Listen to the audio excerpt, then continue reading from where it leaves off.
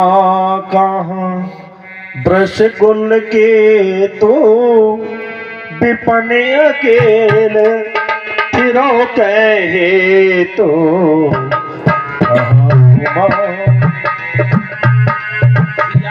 जय राम सिया जय राम सिया जय राम सिया जय राम सिया जय राम सिया जय राम सिया।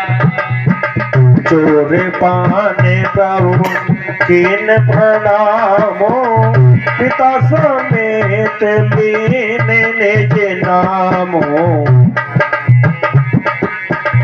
राम सिया जय राम सिया जय राम सिया।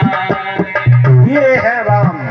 ध्यान से सुनिए, कौन राम है कि जो पत्नी का भेष बना के आई है, उसके पैर पूजते हैं, उनके हाथ जोड़ते हैं और उनसे कहते हैं राम जी अरे माता जी आप आए। जो पत्नी के रूप में आई है उससे क्या कहा? माता। हाथ जोड़कर पैर छूकर। इतने पे सती इधर मुंह करके कह रही हैं तुमने मुझे पहचाना नहीं है भाई, अभी नहीं पहचान रहे हो तुम, मैं तो वो हूं। कौन? मुंह से कहा भी नहीं है मगर इशारा कर रही है, मैं तो वो हूं जिसे तुम ढूंढ रही हो। भगवान राम कह रहे हैं कि जिसे हम ढूंढ रहे हैं वो तो हम ही को पता है कहां है। बहुत लोग डायलॉग मारते हैं मोबाइल पे, ध्यान रखो, जिसे तुम ढूंढ रहे हो ना भैया हम। हाँ। ऐसी बात नहीं है, ये सत्य है, सही सीख लो। और कुछ लोग भी ये कहते हैं फालतू की बात मत करना, बिल्कुल देखो ध्यान से सुनिएगा। क्या है, कुछ लोग ये समझते हैं हम दो शब्द बढ़िया सीख लिए हैं तो क्या हमसे बड़ा पढ़ा लिखा कोई और है ही नहीं, हमसे ज्यादा सुंदर शब्द कहने वाला कोई नहीं है। तुम हमें जानते नहीं हो अभी, है नहीं? ऐसे ही सती कह रही हैं, पहचान नहीं पा रहे हो आप, हम वो हैं जिन्हें तुम ढूंढते फिर रहे हो। भगवान राम जी ने कहा तुम्हारा पिता का नाम जानता हूं मैं, तुम अपनी बात कर रही हो।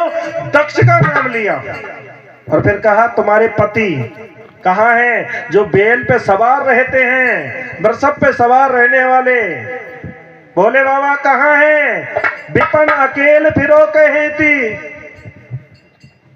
क्यों वन में अकेली क्यों फिर रही हो? कभी भी स्त्रिया को अकेले वन में नहीं जाना चाहिए, रात्रि में घर से बाहर नहीं निकलना चाहिए। भगवान श्री कृष्ण भी बता रहे हैं, मर्यादा है कथा की। पति के साथ जाए, परिवार वालों के साथ जाए। देखिए सुन लीजिए मेरी बातें, कुछ बातें हैं विशेष, उन्हें सुनिए।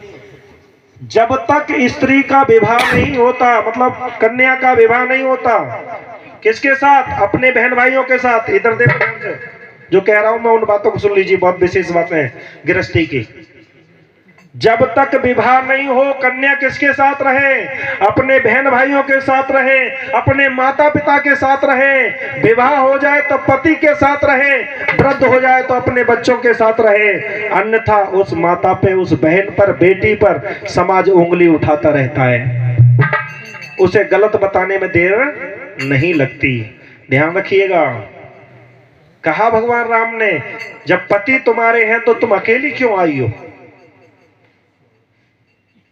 विपन अकेले फिरो कहे तू। जब छोटी हो, विवाह नहीं हुआ है तो अपने बहन भाइयों के साथ रहिए, विवाह हो गया तो पति के साथ, और वृद्ध हो जाओ तो अपने बच्चों के साथ रहो। बोलो गोविंद भगवान की। कभी भी समाज उंगली नहीं उठाएगा।